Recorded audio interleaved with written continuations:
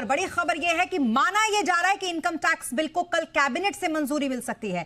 क्या है ये पूरी खबर, ये बताने के लिए दिल्ली से हमारे साथ जुड़े हमारे संवाददाता तरुण शर्मा। तरुण, बताएं जरा डिटेल क्या है आपके पास इस वक्त। बिल्कुल, जिस तरीके से बजट के अंदर वित्त मंत्री ने ऐलान किया था कि अगले ही हफ्ते इनकम टैक्स एक्ट में जो बदलाव करने हैं वो एक्ट जो है वो पार्लियामेंट जा सकता है। तो जो कल की कैबिनेट की बैठक है, शाम को 7 बजे की ये बैठक है, इसमें पूरी उम्मीद की जा रही है कि इनकम टैक्स बिल में ये बदलाव के लिए कैबिनेट की मंजूरी के लिए आएगा। और यदि कल ये कैबिनेट की मंजूरी के लिए आता है तो मंगलवार को ये उम्मीद की जा रही है कि इसको टेबल किया जाएगा।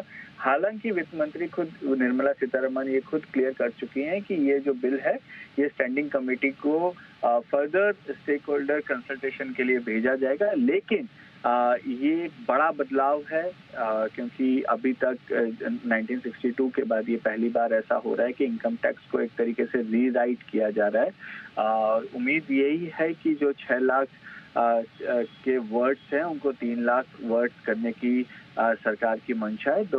जुलाई 2024 का जो बजट था उसमें साफ तौर से वित्त मंत्री ने कहा था कि इनकम टैक्स का रिव्यू किया जाएगा और 6 महीने के अंदर ये पूरा काम कर लिया जाएगा और समय के अनुसार। वैसे बात तो सही है कि इस बात की बड़ी जरूरत है कि रिफॉर्म आए। इस चीज में भी बड़ा लेंदी होता है प्रोसेस। अगर आप टैक्स फाइल करने जाएं तो बड़ा उसको समझने में बड़ा मुश्किल होता है जब तक कि आप उसमें बहुत माहिर या एक्सपर्ट ना हो।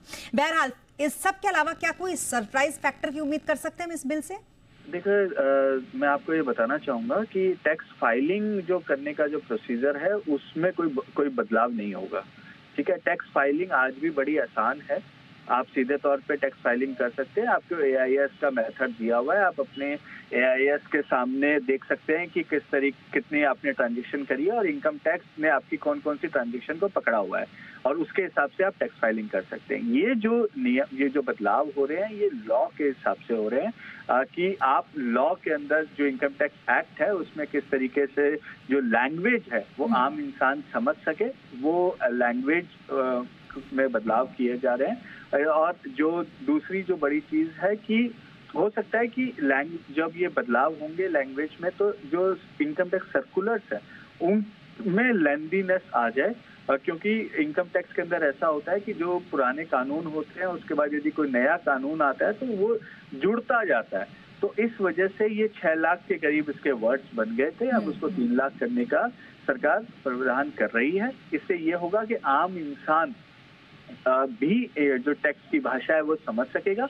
लेकिन क्योंकि लीगल पॉइंट ऑफ व्यू से होता है तो ये देखना बहुत जरूरी है कि जब इम्प्लीमेंट होगा तो उसके रिपरकशंस क्या आते हैं। बिल्कुल बिल्कुल, वो तो वक्त के साथ पता चलेगा। लेकिन अच्छा हुआ आपने कंफ्यूजन जो था उसको भी दूर किया, क्योंकि ये मेरा अपना भी कंफ्यूजन था और मुझे लगता है बहुत सारे लोगों को भी इससे बहुत कंफ्यूजन हुई होगी। उन्हें लगता होगा कि इसके आने के बाद से जो ये टैक्स फाइलिंग और डिडक्शंस को लेकर बहुत सारी चीजें होती हैं उसमें आसानी होगी। लेकिन बहुत शुक्रिया तमाम डिटेल्स के लिए आपका तरुण।